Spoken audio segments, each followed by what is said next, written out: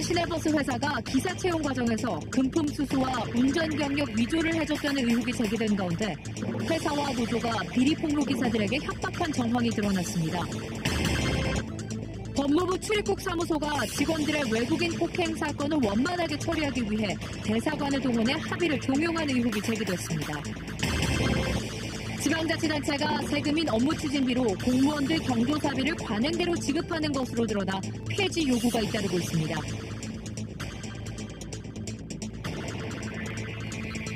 안녕하십니까. 이어서 경남 소식 전해드립니다. 창원의 한 시내버스 기사로 입사하기 위해 지원자들이 돈을 건네야 했다는 채용 비리 보도 어제 전해드렸습니다.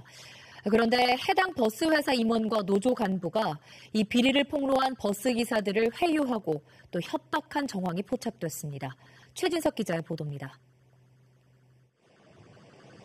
창원의 한 시내버스 노동조합에 입사 추천을 대가로 뒷돈을 줬다고 폭로한 기사는 지금까지 27명입니다.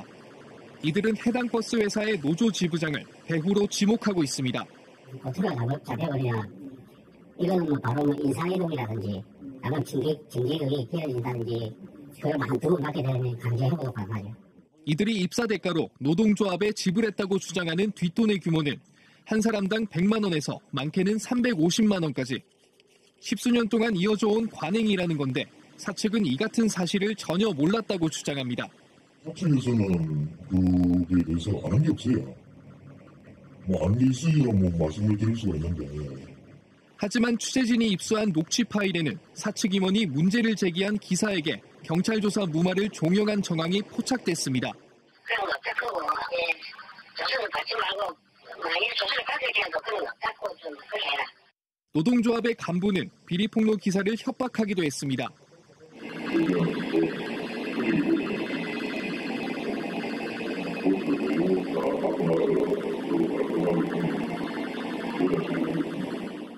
창원시가 해당 버스업체에 지원한 보조금은 지난해에만 75억 원. 경찰이 수사에 착수한 가운데 창원시는 창원 지역 시내버스 업계 전반에 대한 종합감사를 검토하고 있습니다. KBS 뉴스 최진석입니다. 지난달 함안에서 법무부 출입국 단속반원들이 우즈베키스탄 유학생을 무차별 폭행하는 사건이 있었죠. 그런데 사건 이후 법무부가 우즈베키스탄 대사관에 협조 공문까지 보내면서 피해자와의 합의를 종용했다는 의혹이 제기됐습니다. 보도에 박상현 기자입니다. 한 우즈베키스탄 유학생이 법무부 출입국 사무소 단속 반원들로부터 무차별 집단 폭행을 당합니다. 유학생은 닷새 동안 출입국 사무소에 갇혀 있었고 뇌진탕 증상까지 호소했습니다. 경찰도 이 단속 반원들에 대해 독직 폭행 혐의를 적용하기로 했습니다. 그런데 피해 유학생과 단속 반원들의 합의를 위해 법무부가 조직적으로 동원됐다는 의혹이 제기됐습니다. 원만한 해결과 공정한 협의가 가능하도록 협조해달라. 최근 법무부 창원 출입국 사무소가 우즈베키스탄 대사관에 보낸 협조 문서입니다. 출입국 사무소 측은 우즈베키스탄 대사관 측의 도움을 받아 피해 유학생과 만났고 고소 취하 등에 대한 의견을 나눴습니다. 개인의 형사사건에 왜 기관이 개입을 합니까? 기관은 기관이 할 일이 따로 있는 겁니다.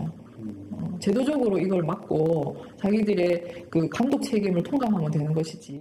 법무부 측은 유학생의 의중을 파악하기 위해 만남이 필요했고 본인 의사에 따라 합의에 대한 논의를 했다고 밝혔습니다. 하지만 국회에서도 문제가 제기됐습니다. 직원의 심각한 형사 범죄 행위에 대해서 나서서 피해자를 만나야 할 이유가 있습니까?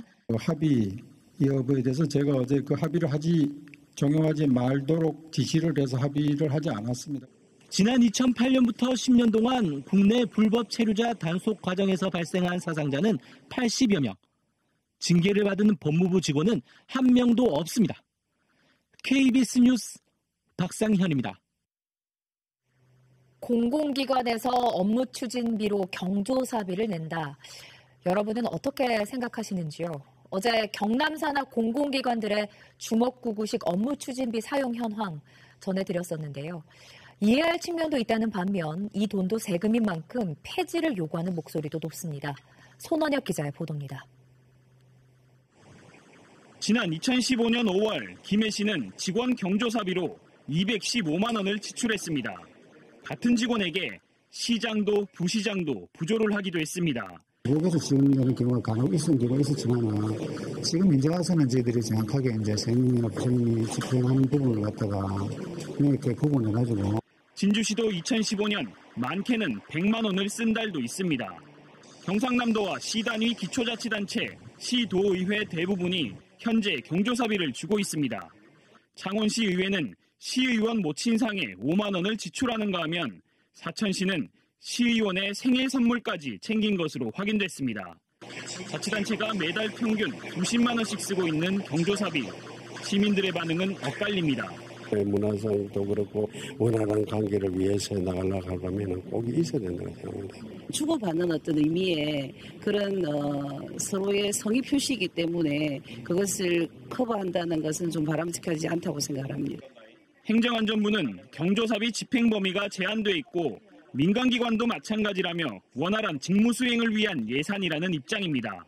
일관장의 입장에서 최소한의 해야 되는 관서 운영으로 볼 수 있겠죠. 반론도 만만치 않습니다. 경조사비에는 공사 영역의 경계가 모호해 사적으로 남발될 우려가 크다는 겁니다. 공금을 지출해서 하는 것 자체는 원래 이 세금을 쓸 수 있는 용도로 적합하지 않기 때문에 경조사비를 지출하는 건 아예 금지시키는 게 대내외 원활한 업무 수행을 위해 주어지는 업무 추진비, 이 가운데 부조금도 업무 수행에 필요한 요소인지 고민이 필요해 보입니다. KBS 뉴스 손원혁입니다.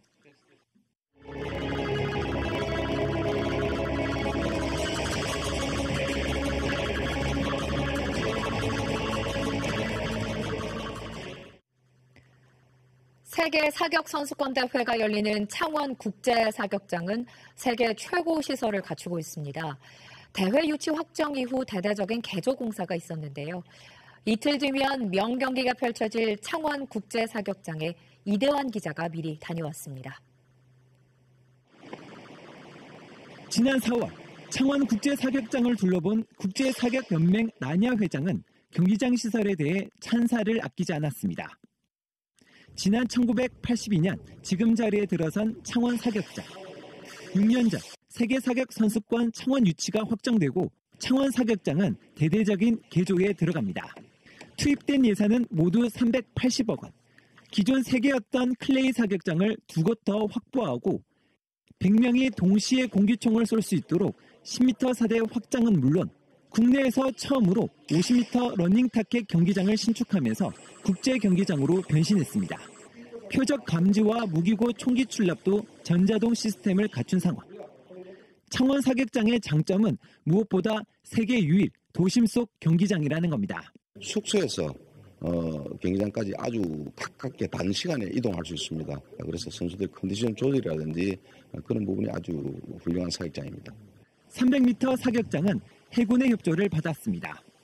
기존 250m 군 사격 연습장을 50m 확장했는데 해군은 대회 기간 관람객들의 편의까지 협조할 계획입니다. 사격 대회 기간 중 경기 관람을 희망하시는 시민 여러분께서는 별도의 출입 조치 없이 자유롭게 관람이 가능합니다. 창원시는 이번 대회가 끝나면 2019년 사격 월드컵과 2020년 도쿄올림픽 훈련 캠프 유치를 통해 재활용한다는 계획. 또 일부 시설을 서바이벌 사격장으로 고쳐 이색 관광지로 만들 예정입니다. KBS 뉴스 이전입니다.